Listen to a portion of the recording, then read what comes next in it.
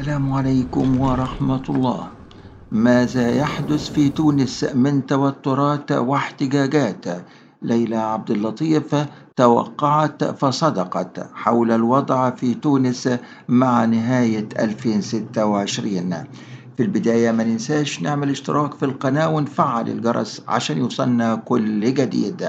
أهلا ومرحبا بكم معنا في حلقة جديدة ومثيرة حول الأحداث التي تحدث في تونس وتوقعات عالمة الفلك اللبنانية ليلى عبد اللطيف وما تحمل لتونس من توقعات وتنبؤات، وخاصة بعد ظهور رئيس تونس قيس بن سعيد، وذلك بتحديد المرحلة المقبلة، حيث حدد أن المرحلة المقبلة في تونس تتركز في 3 سيناريوهات.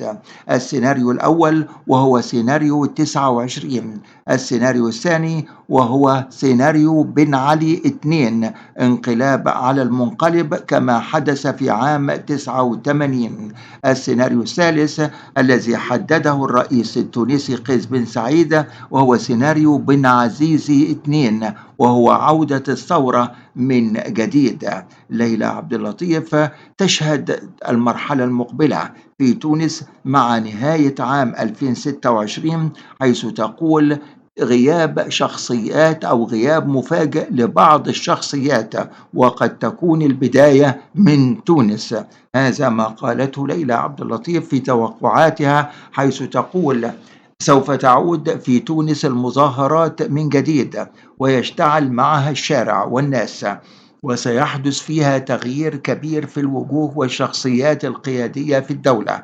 كما أشارت ليلى عبد اللطيف في رؤاها وتنبؤاتها إلى أن تونس ستشهد ظهور شخصيات جديدة على المشهد السياسي في المرحلة المقبلة، حيث قالت: إنني أرى وأقول أن هذا التغيير سوف يصل إلى القصر الرئاسي، وتصبح رئاسة قيس بن سعيد على المحك وتقترب من نهايتها. كما تشير ليلى عبد اللطيف في توقعاتها إلى أن المجتمع التونسي قد يشهد نشاطا أكبر في التعبير عن الرأي خلال المرحلة المقبلة، سواء عبر الشارع أو عبر الوسائل السياسية. هذا ما تنبأته ليلى عبد اللطيف مع نهايات عام 2026.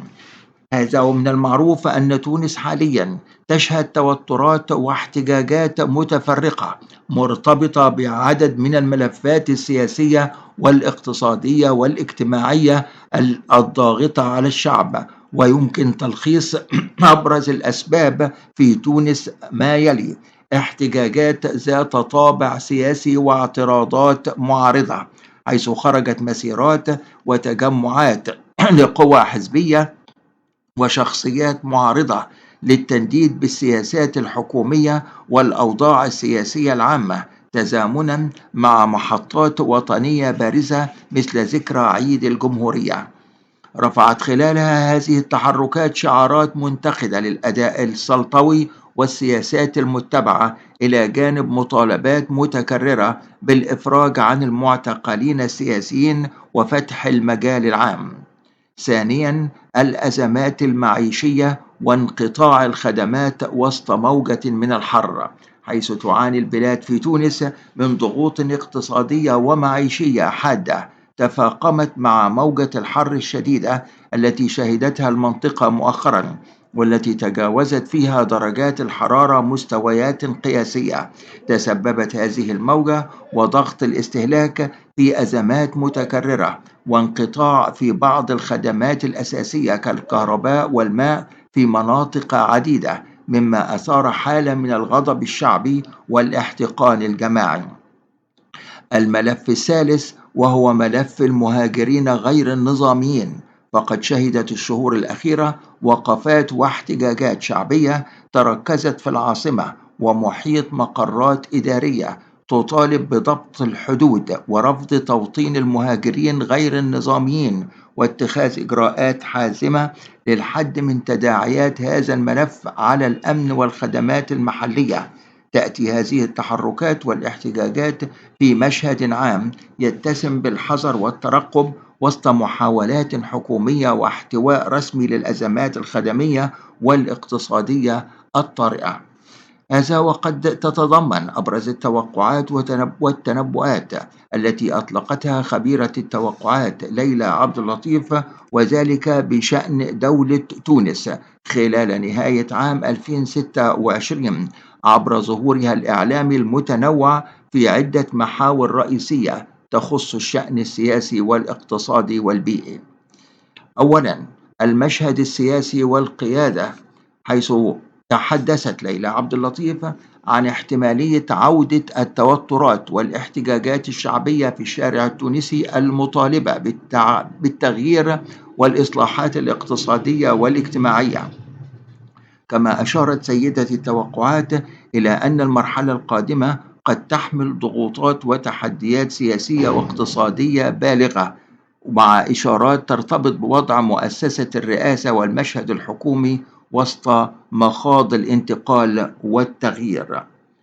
أما ليلى عبد اللطيف فقد ركزت أيضا في بعض قراءاتها على ظهور أسماء شخصيات جديدة أو قيادات شابة على الساحة التونسية، من بينها إشارات لشخصيات ذات خلفيات اقتصادية أو فنية سابقة تحولت للأعمال، قد تلعب دورا مستقبليا في قيادة المشهد أو تولي مناصب بارزة في تونس.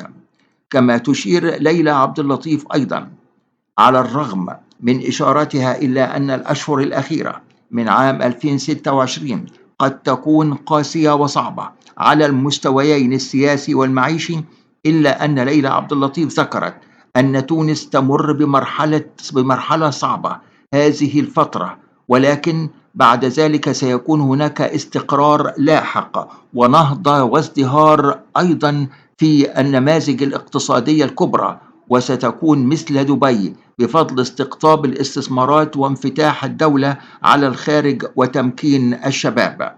توقعت ليلى عبد اللطيف أن تشهد تونس إلى جانب بعض دول المنطقة تأثيرات ناتجة عن عوامل مناخية قاسية أو سيول وفيضانات تتطلب أقصى درجات الحيطة والاستعداد والجاهزية من السلطة، مع التأكيد الدائم على أن علم الغيب عند الله وحده سبحانه وتعالى، وأن مثل هذه التوقعات تبقى في إطار التكهنات والتحليلات الشخصية والإعلامية.